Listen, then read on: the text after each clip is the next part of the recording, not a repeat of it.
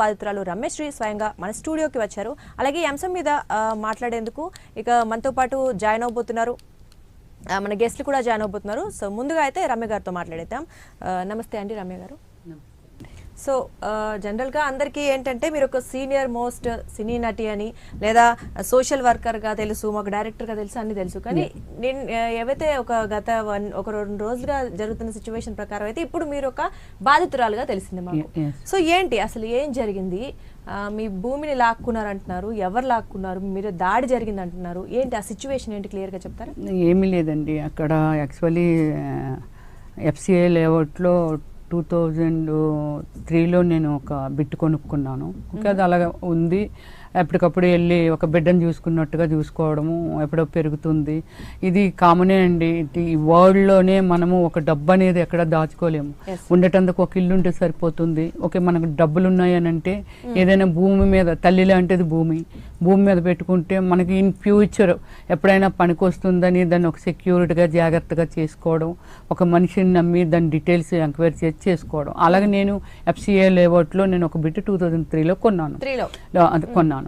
So okay, అంతా బాగానే ఉంది. నాలుగే అది 165 బిట్లండి అవి. సో శ్రీధర్ రావు అనే వ్యక్తి ఏమిటంటే, శ్రీధర్ రావుతో మనకు సంబంధం లేదండి. 0% కూడా ఏ కోణంలో కూడా అతనికి నాకు అసలు సంబంధాలు లేవు అసలు. సో తెలియదు మీకు, అతను కొనుక్కుంటున్నాడు, అంతే కొనుక్కుంటున్నాడు. 2014 నుంచో ఎప్పటి నుంచో అందులో కొనుక్కుంటున్నాడు అంట అతను.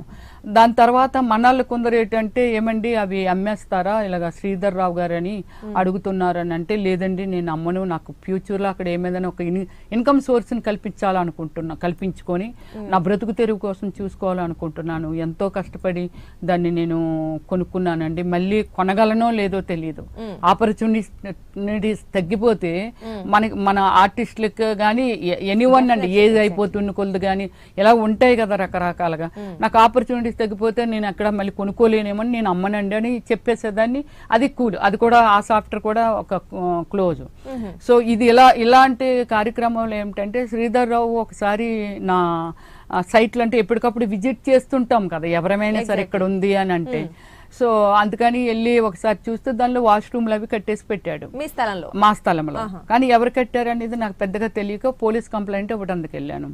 అక్కడ ఆల్రెడీ నాకు ముందే చాలా మంది బాధితులు ఉన్నారు, శ్రీధర్ రావు బాధితులు. అప్పుడు మనకి నేను కంప్లైంట్ ఇచ్చినప్పుడు ఒక వ్యక్తి అక్కడ ఉన్నారు. ఏంటండి మీరు ఇలాగ వచ్చారంటే, మరి మా దానిలో బాత్రూంలో ఇంకెవరండి, శ్రీధర్ రావే కడతాడు, ఇంకెవరు కడతారండి.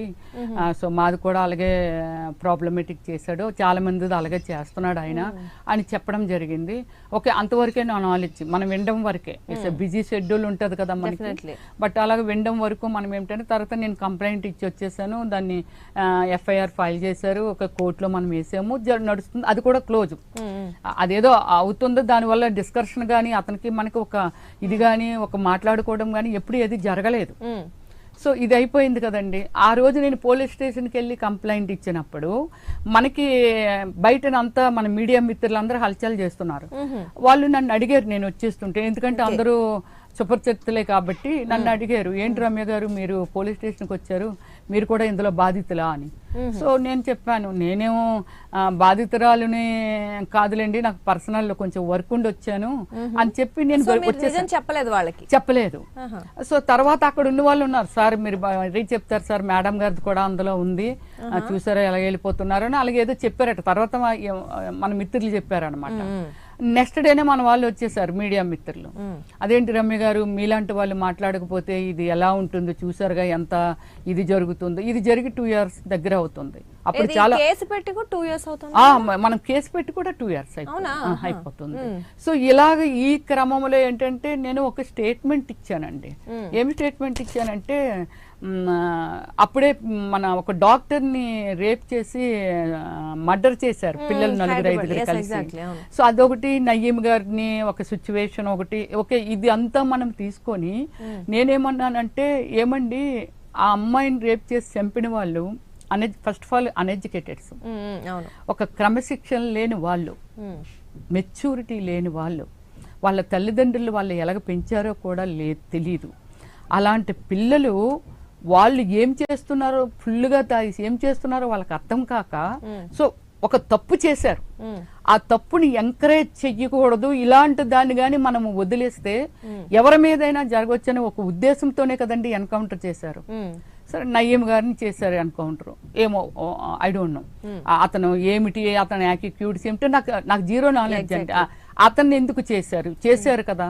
ఓకే, ఒకప్పుడు రాజశేఖర్ రెడ్డి గారు కూడా ఇలాగే అమ్మాయిల మీద ఎన్ని జరిగివ్వండి. అప్పట్లో అయితే యాసిడ్లు పోసేయడాలు, రోడ్ల మీద ఎక్కడ దొరుకుతాడు గొంతు కోసేయడాలు, ప్రేమించలేదని, అదని ఇదని ఇలా ఇంటవన్నీ జరిగేవి. అప్పుడు ఎన్కౌంటర్ చేసేటప్పటికి అలాంటివి ఇప్పటికీ కూడా జరగట్లేదండి.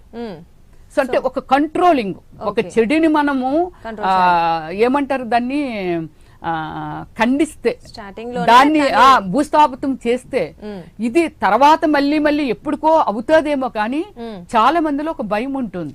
మరి అలాంటప్పుడు ఇలాగ బ్రతుకున్న వాళ్ళని, చనిపోయిందండి పాపం వాళ్ళ పేరెంట్స్ బాధపడవచ్చు అమ్మాయి, కానీ బ్రతుకుంటుండగానే కొన్ని వందల మందిని మానసికంగా క్షోభిస్తూ, మానసికంగా చంపేస్తూ, సో వాళ్ళకి మనశ్శాంతి లేకున్నా ఇప్పుడు ఈ శ్రీధర్ రావు గారు లాంటి వాళ్ళని, శ్రీధర్ రావు గారిని కాదండి, శ్రీధర్ రావు గారు లాంటి వాళ్ళని ప్రభుత్వం యాక్షన్ తీసుకొని ఇలాంటి వాళ్ళని ఎన్కౌంటర్ చేస్తే, ఇలాంటి వాళ్ళని కూడా ఎన్కౌంటర్ చేయాలి కదా, చెయ్యాలి అని చెప్పాను నేను.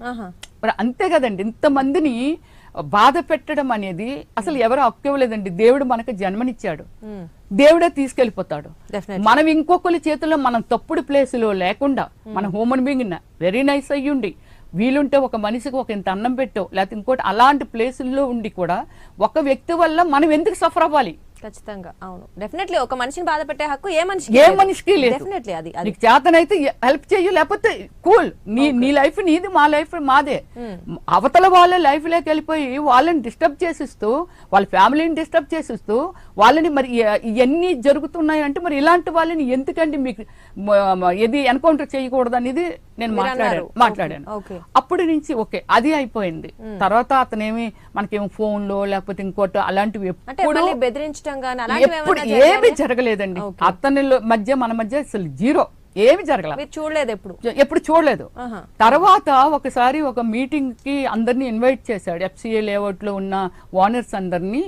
రండి మీరు, ఓనర్సమే కదా, ఓనర్సం అనే కదా పిలిచాడు ఆయన, రమ్మన్నాడు. అందరూ కలిసి వెళ్ళారు. వెళ్తే ఒక రయేజా వాళ్ళతో మీటింగ్ అన్నాడు, ఒక 2,70,000 రేట్ ఇస్తానన్నాడు, ఇలాగ వాళ్ళు ఇస్తానంటున్నారు, మరి మనం అందరం కలిసి ఇచ్చేద్దామా వాళ్ళకి అనేది మాట్లాడడం కోసం రమ్మన్నారండి. నైబర్స్ ఒకరికొకరు మాట్లాడుకుంటాం కదా, మీరు వస్తున్నారా అని అలాగ అందరం వెళ్ళాం. నేను వెళ్ళనండి. ఏదైతే రాకేష్ ప్రశాంత్ కుమార్ నా బ్రదర్ని అంటే మా ఇద్దరిని కలిపి వేసేయాలని అనుకున్నారో, కానీ వాడికి బాగా తగిలేసాయి అన్నమాట. కొన్ని సిచ్యువేషన్ లో నా బట్టలన్నీ పైకి వెళ్ళిపోయి నేను కింద పడిపోవడము, వాడిని కొట్టేయాలనుకున్నప్పుడు ఇలా నొక్కినప్పుడు ఇదంతా గీసేసి బ్లడ్ ఇదంతా.